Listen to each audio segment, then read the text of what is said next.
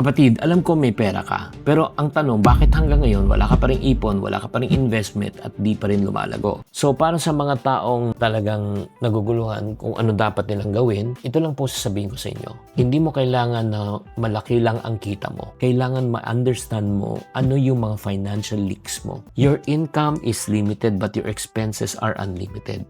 We cannot have that mentality. Dapat ang iisipin po natin kung magkano ang kasya ngayon, yan ang dapat natin gamitin. Hindi mo need, binibili mo. Hindi naman urgent, binibili mo. Call a need, a want, a want.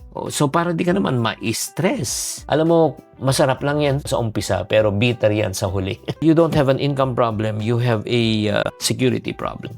Itong mga financial red flags are financial leaks. Maliit sa mata, pero pag pinabayaan mo, lulubog ang buong bangka. Watch the full video at Chinky Tan's YouTube channel. Subscribe now.